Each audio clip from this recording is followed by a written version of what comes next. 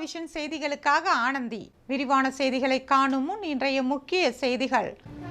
ராகுல் காந்தி மன்னிப்பு கேட்க வலியுறுத்தல். புதுவை சட்டசபை வளாகத்தில் பாஜக சட்டமன்ற உறுப்பினர் தர்ணா. சாதி சான்றிதழ் வழங்காத வட்டாட்சியர் மீது நடவடிக்கை எடுக்க கோரிக்கை. போராட்டத்தில் ஈடுபட்டவர்கள் கைது. தொழிலாளர் துறையில் நிரந்தர ஆணையரை நியமிக்க கோரிக்கை. ஏஐடியூசி போராட்டம். புதிய சட்டங்களின்படி முதல் எஃப்ஐஆர் முதலியார்பேட்டை காவல் நிலையத்தில் பதிவு. இனி விரிவான செய்திகள். ராகுல் காந்தி இந்து மக்களிடம் மன்னிப்பு கேட்க வேண்டும் என்பதனை வலியுறுத்தி சட்டமன்ற உறுப்பினர் அசோக் பாபு சட்டமன்ற வளாகத்தில் போராட்டத்தில் ஈடுபட்டதால் பரபரப்பு ஏற்பட்டது. டெல்லியில் ஜனாதிபதி உரைக்கு நன்றி தெரிவிக்கும் தீர்மானத்தின் மீது எதிர்க்கட்சித் தலைவர் ராகுல் காந்தி பேசிய போது இந்துக்கள் மீதான காழ்ப்புணர்ச்சியை வெளிப்படுத்தி பேசியிருந்ததாக நாடு முழுவதும் பாஜகவினர் கண்டனம் தெரிவித்து வருகின்றனர். இதேபோல ராகுல் காந்திக்கு கண்டனம் தெரிவித்து புதுச்சேரியில் பாரதிய ஜனதா நியமன சட்டமன்ற உறுப்பினர் அசோக் பாபு போராட்டத்தில் ஈடுபட்டார். அவர் புதுச்சேரி சட்டசபை வளாகத்தின் முன்பு தரையில் அமர்ந்து பதாதையை ஏந்தி தர்ணாவில் ஈடுபட்டார். ராகுல் காந்தி இந்து சமுதாய மக்களிடம் மன்னிப்பு கேட்க வேண்டும் என்று அவர் கூறினார். தகவல் அறிந்த சபாநாயகர் செல்வம் தனது அறையிலிருந்து சட்டமன்ற உறுப்பினர் அசோக் பாபு தர்ணா போராட்டம் நடத்திய இடத்திற்கு வந்து அவரை சமாதானம் செய்தார். அப்போது ராகுல் காந்தி பேசிய விவகாரம் குறித்து சட்டசபையில் பேச அனுமதிப்பீர்களா என்று அசோக் பாபு எம்எல்ஏ கேட்டார். அதற்கு சபாநாயகர் செல்வம் பேசலாம் என்று கூறி சமாதானப்படுத்தி அவரை அழைத்து சென்றார். இதனால் புதுச்சேரி சட்டசபை வளாகத்தில் இன்று காலை பரபரப்பாக காணப்பட்டது. சாதி சான்றிதழ் வழங்காத வட்டாட்சியர் மீது நடவடிக்கை எடுக்க கோரி போராட்டத்தில் ஈடுபட்டவர்களை போலீசார் கைது செய்தனர். சாதி சான்றிதழ் வழங்க மறுத்த வட்டாட்சியர் பிருத்வி மீது SC/ST வன்கொடுமை சட்டத்தின் கீழ் நடவடிக்கை எடுக்க வேண்டும் என்பதனை வலியுறுத்தி புதுவை வண்ணார் விடுதலை இயக்கம் சார்பில் 50க்கும் மேற்பட்டோர் நூறடி சாலையில் உள்ள வட்டாட்சியர் அலுவலகத்தை முற்றுகையிட்டு போராட்டம் நடத்தினர். இந்த போராட்டத்தினால் அப்பகுதியில் போக்குவரத்து பாதிக்கப்பட்டது. இது குறித்து தகவல் அறிந்த முதலியார்பேட்டை போலீசார் போராட்டத்தில் ஈடுபட்டவர்களிடம் சமாதான பேச்சுவார்த்தை நடத்தினர். ஆனால் போராட்டத்தை கைவிட மறுத்து அவர்கள் தொடர்ந்து வட்டாட்சியரை கைது செய்ய கோரி கோஷங்களை எழுப்பினர். இதனையடுத்து முதலியார்பேட்டை போலீசார் போராட்டத்தில் ஈடுபட்டவர்களை கைது செய்தனர். இதனால் அப்பகுதியில் பரபரப்பு ஏற்பட்டது.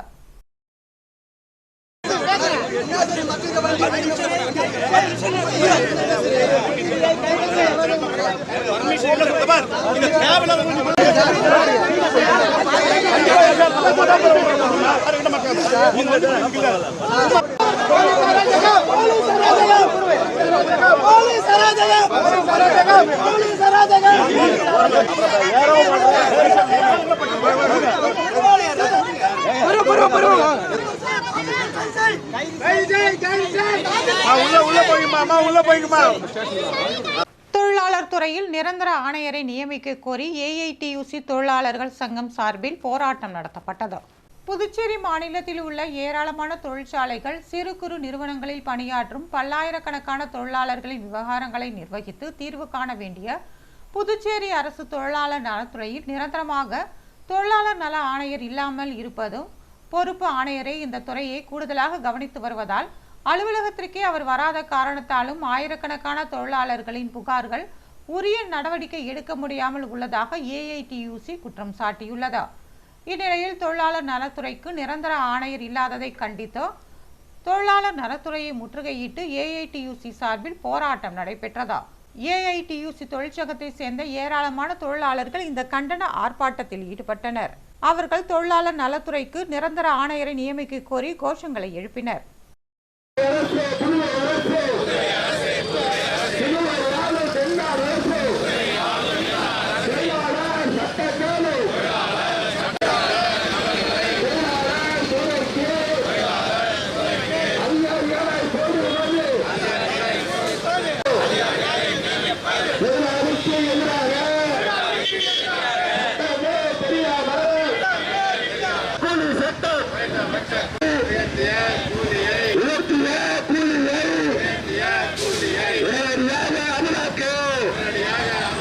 புதிய சட்டங்களின்படி முதல் எஃப்ஐஆர் முதலியார்பேட்டை காவல் நிலையத்தில் பதிவு செய்யப்பட்டது.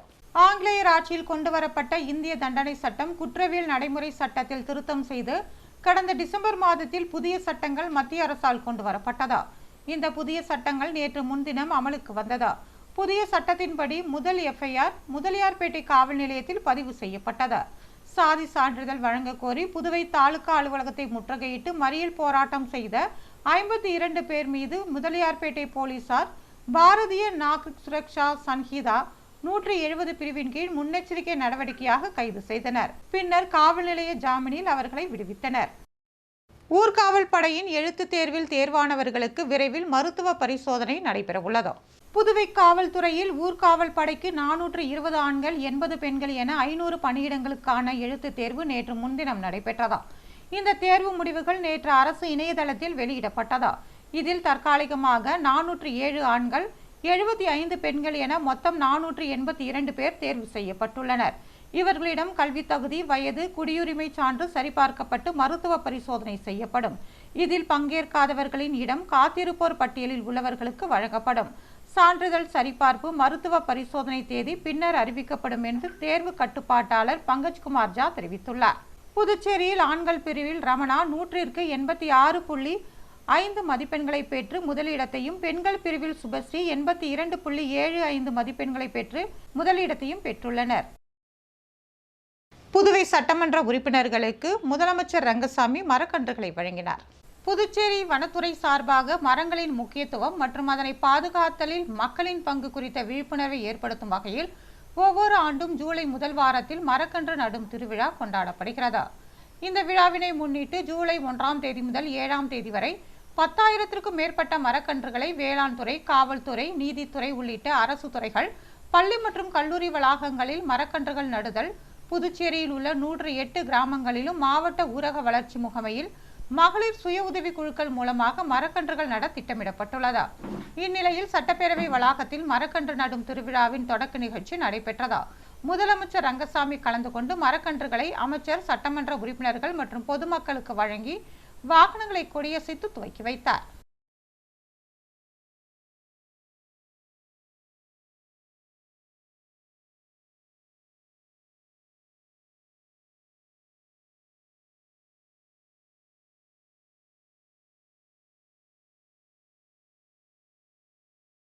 நெல்லித்தோப்பு தொகுதி திமுக பொறுப்பாளர் கார்த்திகேயன் பிறந்தநாளையொட்டி அன்னதானம் வழங்கப்பட்டது.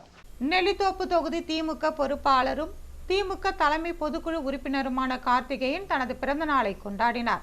அவருக்கு திமுகவினர் வாழ்த்துக்களை தெரிவித்து வருகின்றனர். அதன் ஒரு பகுதியாக மாநில தகவல் தொழில்நுட்ப அணி துணை ஒருங்கிணைப்பாளர் அருண் என்கிற சுப்பிரமணியன் ஏற்பாட்டின்படி நெல்லித்தோப்பு தொகுதி முழுவதும் அன்னதானம் வழங்கப்பட்டது. தொகுதி செயலாளர் நடராஜன், தலைமை பொதுக்குழு உறுப்பினர் வேலவன் மற்றும் கழக நிர்வாகிகள் இதில் கலந்து கொண்டனர்.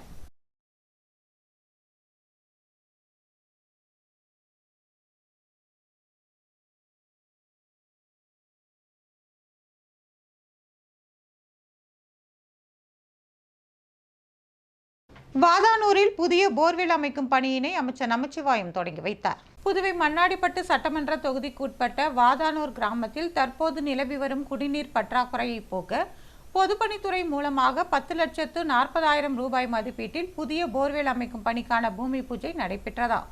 அமைச்சர் நமச்சிவாயம் கலந்து கொண்டு போர்வெல் அமைக்கும் பணியினை பூமி பூஜை செய்து தொடக்கி வைத்தார். பாஜக பிரமுகர் முத்தழகன், நிர்வாகிகள் தமிழ்மணி, கலியபெருமாள், பொது சுகாதார கோட்ட செயற்பொறியாளர் உமாபதி, கிராமப்புற குடிநீர் திட்ட உதவி பொறியாளர் பீனா ராணி, இளநிலை பொறியாளர் சுதர்சனம் உள்ளிட்ட பலர் இதில் கலந்து கொண்டனர்.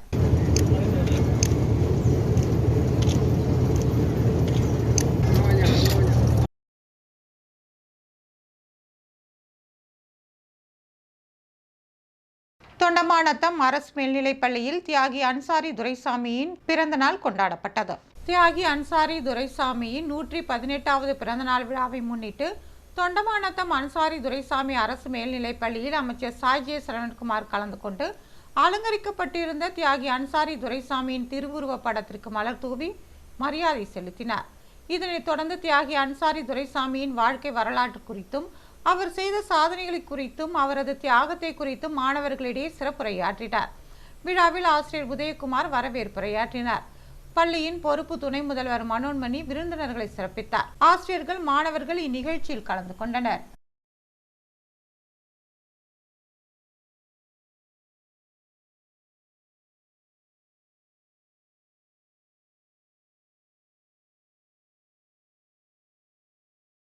தியாகி அன்சாரி துரைசாமியின் பிறந்த நாளையொட்டி அவரது சிலைக்கு மாலை அணிவித்து மரியாதை செலுத்தப்பட்டது.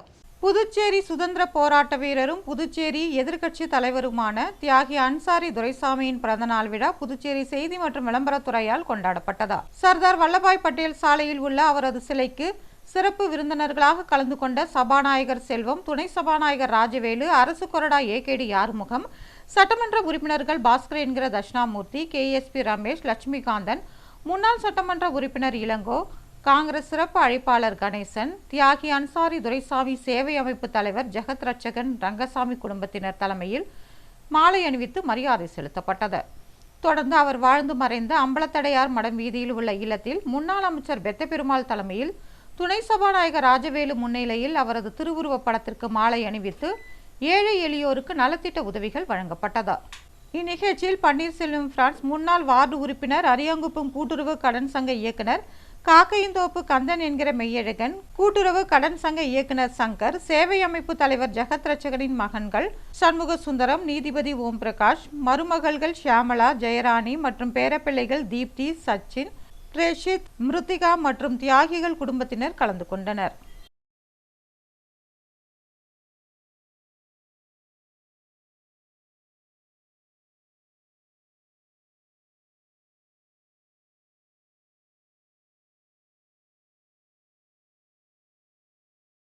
புதுவை செவிலியரிடம் பல லட்சம் ரூபாய் மோசடி செய்த மர்ம நபர்களை போலீசார் தேடி வருகின்றனர். புதுச்சேரி லாஸ்பேட்டை கருவடிக்குப்பத்தை சேர்ந்தவர் ராஜாவின் மனைவி கோகிலா.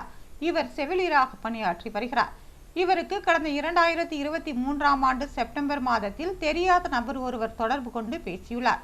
அப்போது அந்த நபர் தனியார் மென்பொருள் நிறுவனத்தில் வேலை செய்வதாகவும், அந்த நிறுவனத்தில் முதலீடு செய்து அதிக லாபம் பெறும் வகையில் பகுதி நேர வேலை இருப்பதாகவும், சிறிய முதலீடு செய்தால் ஒரு நாளைக்கு 8000 ரூபாய் முதல் 50,000 ரூபாய் வரை லாபம் கிடைக்கும் என்றும் ஆசை வார்த்தை கூறியுள்ளார்.